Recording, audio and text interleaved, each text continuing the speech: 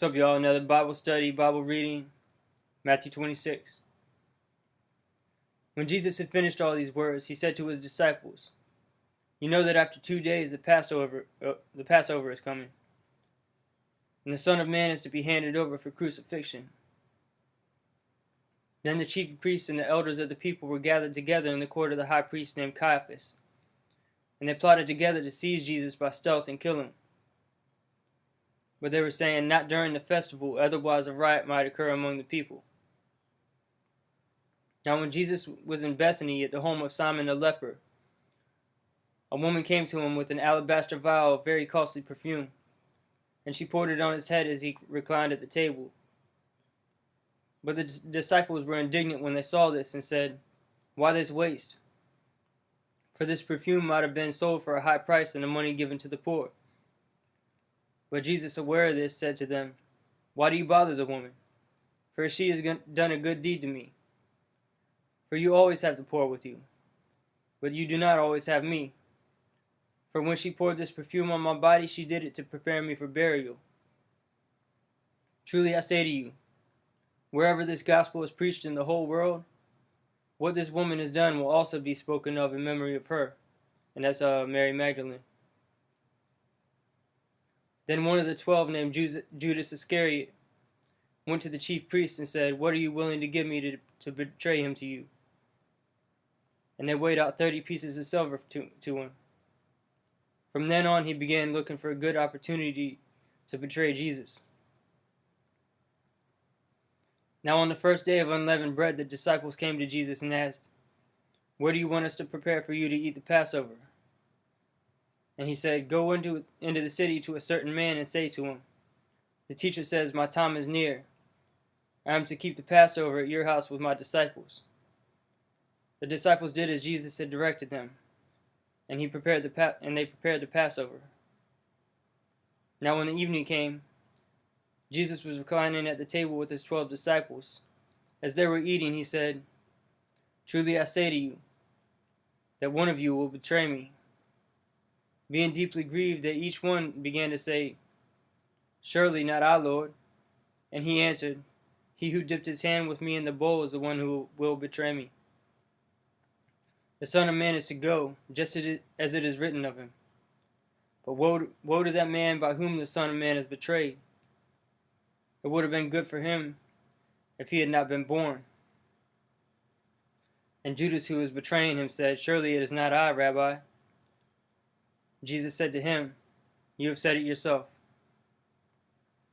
While they were eating, Jesus took some bread, and after a blessing, he broke it and gave it to the disciples and said, "Take, eat. This is my body." And when he had taken a cup and given thanks, he gave it to them, saying, "Drink from it, all of you.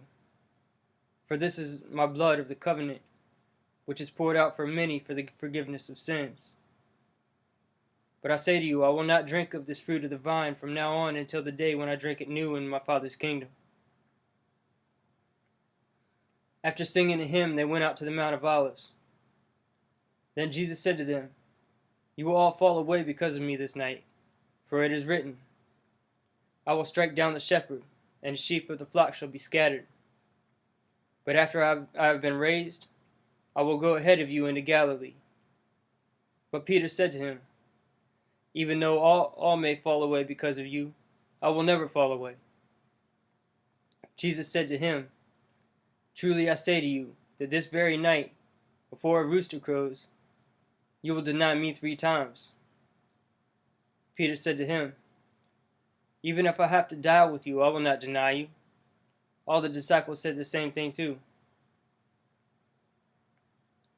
Then Jesus came with them to a place called Gethsemane, and said to his disciples, "Sit here while I go over there and pray." And he took with him Peter and the two sons of Zebedee, and began to be grieved and distressed. Then he said to them, "My soul is deeply grieved, to the point of death. Remain here as I keep watch with me." And he went a little beyond them and fell on his face and prayed, saying, "Father, if it is possible, let this cup pass from me. Yet not as I will, but as you will." And he came to his disciples and found them sleeping, and said to Peter, So you men could not keep watch with me for 1 hour? Keep watching and praying, that you may not enter into temptation. The spirit is willing, but the flesh is weak. He went away again a second time and prayed, saying, Father, if this cannot pass away unless I drink it, your will be done. And he came again and found them sleeping, for their eyes were heavy. And he left them again and went away and prayed for a third time, saying the same thing once more. Then he came to the disciples and said to them, Are you still sleeping and resting? Behold, the hour is at hand, and the Son of Man is betrayed into the hand of sinners. Get up and let us be going. Behold, the one who betrays me is at hand. While he was still speaking, behold, Judas, one of the 12, came up accompanied by a large crowd with swords and clubs, who came from the chief priests and the elders of the people. Now he who was betraying him gave them a sign, saying, Whoever I kiss, he is the one. Seize him. Immediately Judas went to Jesus and said, Hail, Rabbi, and kissed him. And Jesus said to him, Friend, what have you come for? And then they came and laid hands on Jesus and seized him. And behold, one of those who were with Jesus reached out and drew his sword and struck the slave of the high priest and cut off his ear. Then Jesus said to him, Put your sword back in its place, for all those who take up the sword shall perish by the sword. Or do you not think that I cannot appeal to my Father, and he will not at once give me at my disposal more than 12 legions of angels? How then will the scriptures be fulfilled, which say it must happen this way? At that time Jesus said to the crowds, Have you come out with swords and clubs to arrest me as you would against a robber? Every day I used to sit in the temple teaching, and you did not seize me. But all this has taken place to fulfill the scriptures and the prophets. Then all his disciples left him and fled. Those who had seized Jesus led him away to Caiaphas the high priest, where the scribes and elders were gathered together. But Peter was following him at a distance as far as the courtyard of the high priest, and entered in, and sat down with the officers to see the outcome. Now the chief priests and the whole council kept trying to obtain false testimony against Jesus, so that they might put him to death. Yet they didn't find any, even though many false witnesses came forward. But later on 2 came forward and said, This man stated, I am able to destroy the temple of God and rebuild it in 3 days. The high priest stood up and said to him, Do you not answer? What is it that these men are testifying against you? But Jesus kept silent. And the high priest said to him, I adjure you by the living God, that you tell us whether you are the Christ, the Son of God. Jesus said to him, You have said it yourself.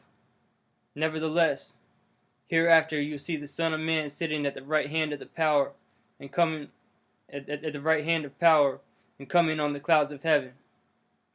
Then the high priest tore his robes and said, He has blasphemed. What further need do we have of witnesses? Behold, you have heard the blasphemy. What do you think? They answered, He deserves death. Then they spit in his face and beat him with their fists. And others slapped him and said, Prophesy to us, you Christ. Who is the one that hit you? Now Peter was sitting outside the courtyard, and a servant girl came up to him and said, You too were with Jesus the Galilean. But he denied it before all of them, saying, I do not know what you're talking about. When he had gone out to the gateway, another servant girl saw him and said to those who were there, This man was with Jesus of Nazareth. And again he denied it with an oath, saying, I do not know the man. A little later the bystanders came up and said to Peter, Surely you too are one of them, for even the way you talk gives you away. Then he began to curse and swear, I do not know the man. And immediately a rooster crowed. And Peter remembered the word which Jesus said, "Before a rooster crows, you will deny me 3 times." And he went out and wept bitterly. That's the end of chapter 26. 27 coming up next. God bless you guys.